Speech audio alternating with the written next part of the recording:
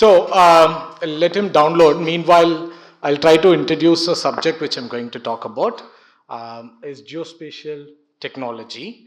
Yesterday we had a brief discussion about where were the analysts, right? So this is the technology, and the people behind this are the analysts who can look at what's happening beyond borders and who can intimate people on ground, right? Uh, so thank you. So this is my font. Um, okay. So before I get into this, I just want to know how many of you are aware of a subject called geospatial technology. You can raise your hand. Feel free to raise a hand. Great. Very few, right? Oh yeah, I will not, ma'am. So then how many of you use mobile phones? It's a very stupid question, right? But you're living with the technology. Your mobile phone will not work, and then don't come to me and say like I use a old phone or a int guys use a phone where there is no internet, right? But then if you use smartphone, so you are using the technology and you're part of a technology and you're living with it. Because if you try to say no to the location information in it, your smartphone will not function with almost none of the apps, right? Despite whether it is required or not, your smartphones will not function. So I'm going to talk about a technology. I felt it is a bit necessary to take a couple of minutes, probably 2 minutes, to introduce the subject. So data is a definition known to many, right? It can be of any form, facts, statistics, even images, any form of it. The moment it comes with something called the spatial information, the latitude and longitudinal information, or any form of reference to the earth, the data turns into a geospatial data or a spatial data. Remember this word because we'll come across again and again this. So we are talking about a data like this, right? What is this? Another stupid question.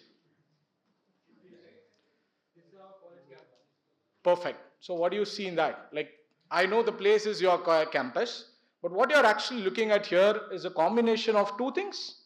One is the satellite image, which is a raw one, right? That comes from the satellite. On top of it, you have markings, right? The markings come from a technology called GIS.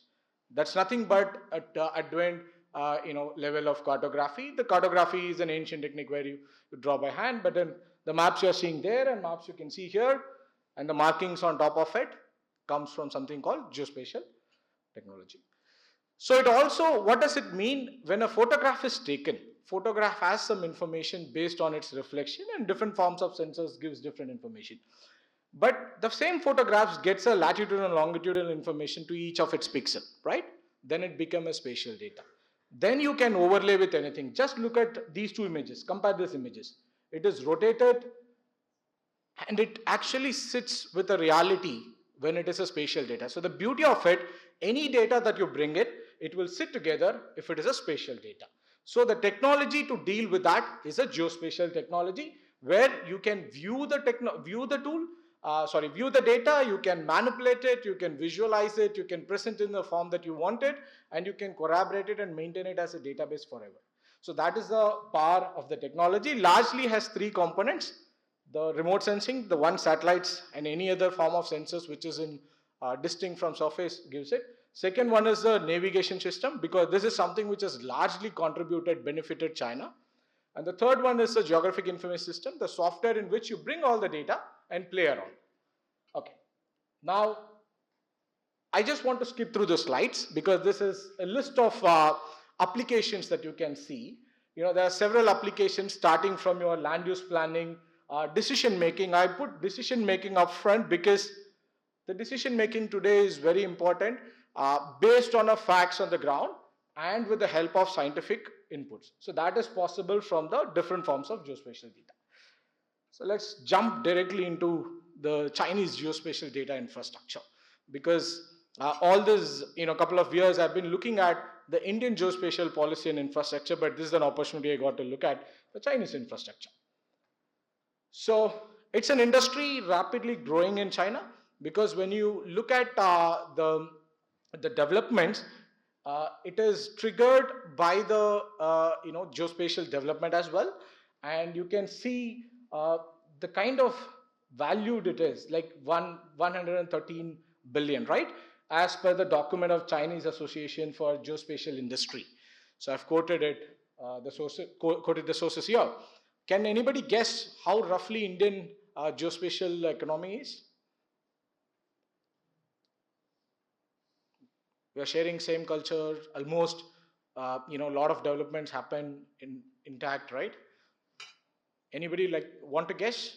Because I'm sure my chair is very strict, so you need to be quick. Oh, yeah, tell me what. Oh, you're right. It is 5.5 billion. So approximately 45,000 crores of Indian money. It's come roughly around 5.8 billion USD. Now, this is the difference in the infrastructure. I will take, I just want to make a couple of, notes here. Like, look at the positioning system, like 580 billion plus positioning services and hundreds of navigation apps. This is feasible when people have their own navigation system, like Baidu is their own navigation unit. So, but then India is, I am comparing India because I just want to give a context, right? So we are still building our own navigation unit. Probably after the fully operational navigation unit, perhaps our economy will also grow. Now, what has actually led to that development, that number, right? So there are few steps people have taken over the years. I have brought down the years here. So geospatial data standard.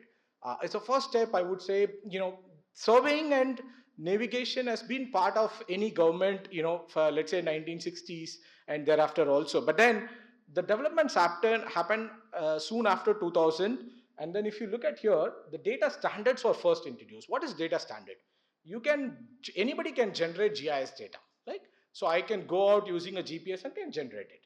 But what is standard? The way you collect it, there are certain parameters, the way you assume the shape of Earth, and the kind of metadata. Metadata is additional data. You will give a name to it. You will say like who has produced it, what is the source of it, who funded the project. All those things comes in a metadata. So standardization was the first step. Once they brought out the standardization, the next step was including it in their development plans. Once you have different development plans, like people have environmental plans, people have in urban context there are many plans comes into picture. So integrate it in your planning aspects. The third one is a sharing. Once you established full-fledged infrastructure of geospatial, then people talks about sharing it. Like you need to be cautious in sharing it. You can't find much of data which is generated from China outside the China, right? So in that way, it is so much protected, and geospatial information is ideally like that. Any country generally protects it, but China protects it at a larger extent. So once they have done this, things, they also put out in different 5 years plans in a different shape. Noticeably, if you look at 13th 5-year plan, it was largely focused on AI, IoT, and big data. Of course, there is a huge component of deploying, geospatial in governance. Just one example in Indian context, I'll tell how it is useful in governance. There are different government-funded projects, right? But before the GIS-based visualization of the projects in Indian context, one can actually change the name and Gandhi ji ko DHI bhi kar sakte, DI bhi kar sakte, and then you can take money from more than one project. That is ideally feasible. Technically, you can't figure out in many of the platforms. But then the moment you have GIS as a platform, if you put out on that and see like what are the projects carried out in different period of time, you will obviously see a same place gets two fundings, right? So this is something where I've given a basic example, but then there are many ways it helps people to regularize the things, the fundings, the different works on the ground.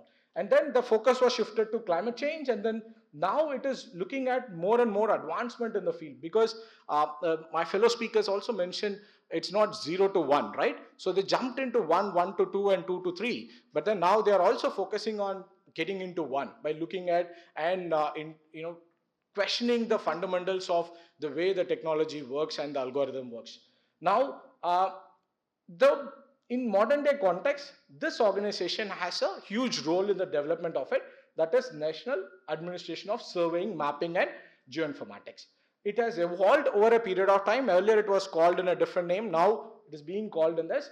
They are largely controlling, supervising, implementing policies, and looking at major projects. So when I say major projects, while these are the applications, I'll just get into some of the major projects, including Belt and Road Initiative, right?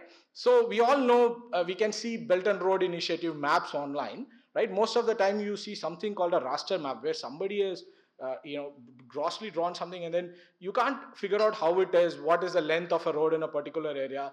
That is a job of us. So ideally it comes to the vector file where you can make those measurements.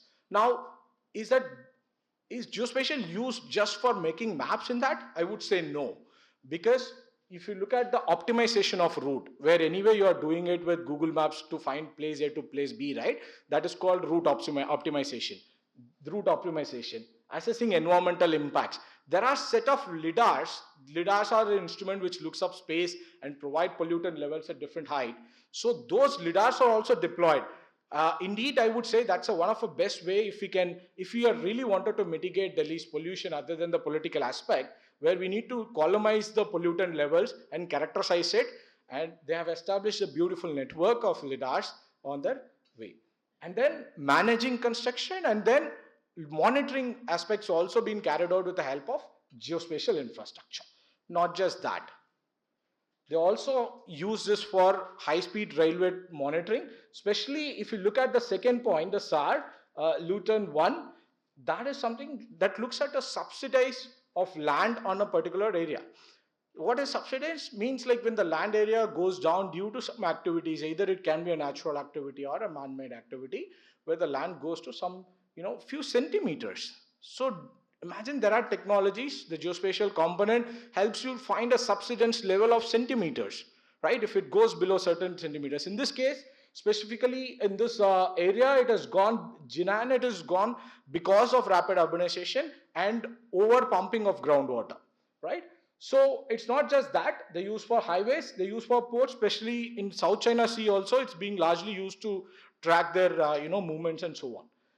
So, geospatial, it cannot be, described without military aspect. So, around 80% of the data in any military, and any country which has a significant military component, 80% of the data is having geospatial tag to it.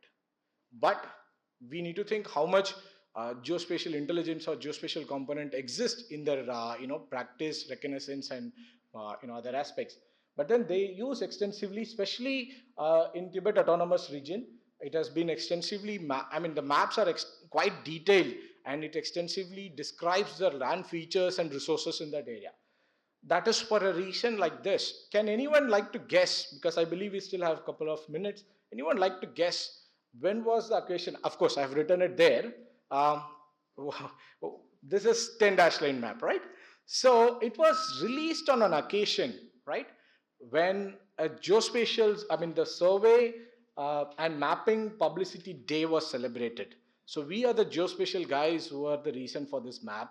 So it was released at a particular instance when the official from a ministry was saying this map is being released in order to you to identify your own resources and to aware of your territory and utilization of the geospatial resource in a better way, which means they are still saying the geospatial technology can be utilized in a better way than what is being used at present, right? Yeah, that's perfect. So while all this is possible because of very good, universities which functions in China and special administrative regions. So I have just listed out top 10 based on the source I've given here. The 10 universities, you can see the infrastructure is so good where you can take out research from land to moon. Indeed, I was fortunate to be part of 2 universities here. One is my alma mater and one is my collaborator in my project. The University of Hong Kong is where I collaborated extensively for urban heat island research, which is one of the largest one, and Hong Kong PolyU is my alma mater. So even in our department, we used to have research, and still the department is contributing for lunar mission of China. So it's not just one university or one place, the research is being spread and the extensive infrastructure helps them to climb to utilization of this. At last, I would like to say a few things. While these are the merits, the challenges are the data sets are in a particular language, right? You can work within the system, but you can't utilize the data to put it outside the system. But if the data is available, after all, it has a geospatial information, the latitude and longitude, it will sit with any country's data. But the metadata is something in different languages, right? That is very difficult for us to decode it. Second is, internally it works, but externally it won't work. There are developments happened in the software infrastructure. For example, if you see softwares like this, indigenous software JX4, there are photogrammetry remote sensing software. Photogrammetry means looking at Earth from different sides and creating a 3-dimension aspect of Earth, and remote sensing softwares. Why I've exclusively mentioned the softwares here? Some has 80% marketplace in China. Some has, the other set, remote sensing has 20% marketplace. And the last component are GIS ones that has again 50% marketplace in China. These are Chinese softwares. If you ask me, are there indigenous, truly of different algorithm? I would say any GIS software, geospatial software across the globe has a similar component of tools, similar component of algorithm, but with different names. But what best is this? They can still capture a bit of marketplace within their country, where if you see contrastingly where we are, we do not have even one software in this country which indigenously made for us. We still use softwares which are based on US, right? So, but then it has not just happened like this. There are possibilities where the softwares are even left out in open domain. I used to interact with my Chinese friend during PhD time. When we worry about license and software, he simply said, don't worry, we have. So the we have is like when you go to this particular websites, we get plenty of software. Of course, it is cracked. But despite it being cracked, the availability of the software was something very important. So either we need to get into, I'm not suggesting that we should use crack softwares. I'm suggesting we should have more indigenous softwares other than open source software. We need to have commercial software. Indian players should come on it. And then only we can use the data, better appreciate the data. In fact, being outside the country, they still wanted to use Indian satellites and Indian data sets, trying to work with Indian universities to get an idea of how Indian remote sensing satellite and its metadata works.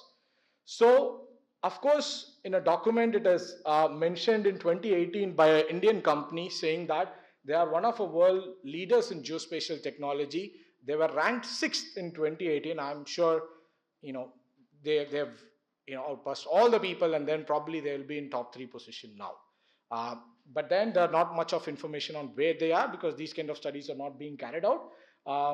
They have extensively utilized the geospatial tool for solving real world problems. That is something where we are trying to catch up. One last example where we are in terms of the policies which they have brought out, right? In 2005, I think in the same period we do have, if you look at our policy efforts, what we have taken, we are almost on the same line. But the question is of how we are implementing. I'm not sure how they have implemented. I'm talking only based on the document which are published, right? But then we had something called the geospatial policy, which is going to have a second year anniversary in 5 days, where they don't have the policy, but whereas they implemented and deployed in different 5-year plans at different stages and enforced the things. That's a difference between the two countries which are marching towards the geospatial advancement. Thank you.